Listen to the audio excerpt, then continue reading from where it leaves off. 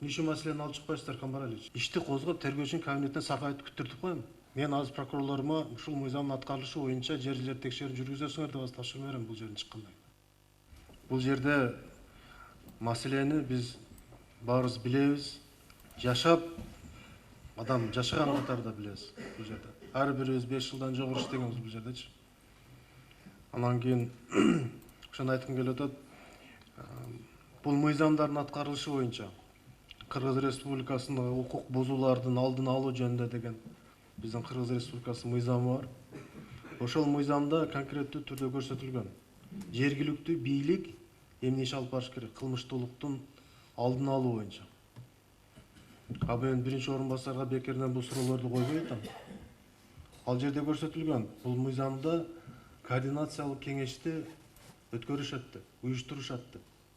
Райондо, шаарларда, өкүлчүлүктө бардыгында координациялык кеңеш уюштурулат. Укук коргоо органдарынын жетекчилери менен биргеликте. Анын төрагасы, аким, өкүл, шаардын мэри мисалы үчүн уюштурулат. Ал тийиштүү чараларды ошол региондун да болуп жаткан маселелерди камтуу менен план иш чараларын коюучу ошонун аткарылышын мэр дагы, аким дагы, өкүл дагы, анын орун басарлары тийиштүү функционалдык милдетине ылайыктуу ошону аткарыш керек. Азыр Камбаралич, сиздер бул координациялык кеңешти мезгил менен тез өткөрүшүңөр керек деп ойлойм. Жерлерде.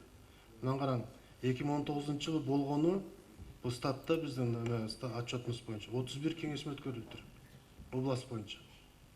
Баткен облустук администрациясында 14, Лелек районунда 4, Кадамжай 3, Баткен 4, Сүлүктүү шаары 4, Кызылке шаары 2 дейт. Мендеги маалымат. Мүмкүн жетекчилердин маалыматы башка да, мендеги маалымат дейт. А бул 31 деген мен билишимче. Лелекте мисалы үчүн 4 дейт. Мен билбейм, Лелекте 4. Биз иштеп жүргөн Электе күндө эле мындай мезгил менен өткөрүлүп турчу багы. Будан көппү деп ойлоп атам да мен. Администрация 14 жолу дейт. Баткен району 4 дейт. А бүт ТЗЧнын бардыгы Баткен районунда болуп, эмне үчүн Баткен районунда 4? Эмне үчүн маселе коюлбайт бул жерде, жетекчилердин жоопкерчилиги көтөрүлбөйт? Эмне үчүн маселени алып чыкпайсыздар, Камбаралич? А биздин президентибиз Сооронбай Шарипович жүрөгү менен мындай балет этип атпайбы границага? Маселени чечели бирге деп. Ошо Тажиктин президенти менен сүйлөшүп. Ошол жерден бизди жөнөтөт, жеринен барып көргүлө, чечкиле маселени, аракет кылгыла. А бул жерде жергиликтүү бийлик органдары, жетекчилер бардыгын Бишкек чечет, бардыгын өкүл чечет. Анан Бишкек чечет отурганы менен бул жерде жетекчилердин жоопкерчилигин көтөрүшүбүз керек да. А мыйзамдын талабы боюнча мыйзам аткарылбаса бардыгы жетекчи жоопкерчиликке тартылат деген жери бар. Уголовный кодексте, урматтуу жетекчилер, халатностьтен статья бар. Ишти козгоп, тергөөчүнүн кабинетине сакайтып күттүртүп коем. Анан бардыгы тиги Бишкек чечет, анан бияк чечет. А силер жергиликтүү жерде иш кылбай атасыздар го. Мына 4 провокаторлорду каяка алып барасыз? Бул факт болуп атпайбы?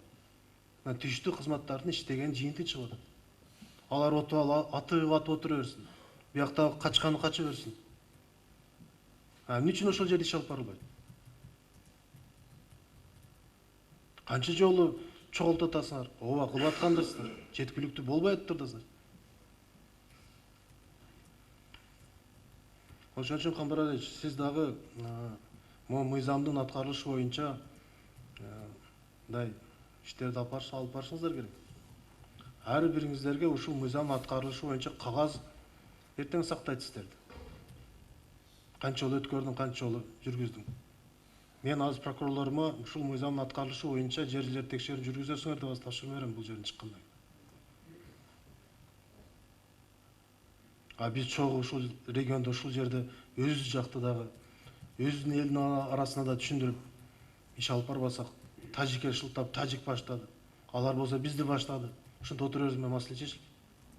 Өзүңүздөр билесиздер, бул маселе эки тараптуу чечилет экен. Кече көрдүк дагы бир жолу.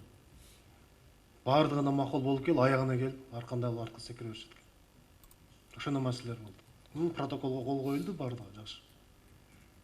Мен сіздерді барыңыздарды ушу мыйзамдын талабын иш алып барыңыздарды мен сіздерден сурайт элем.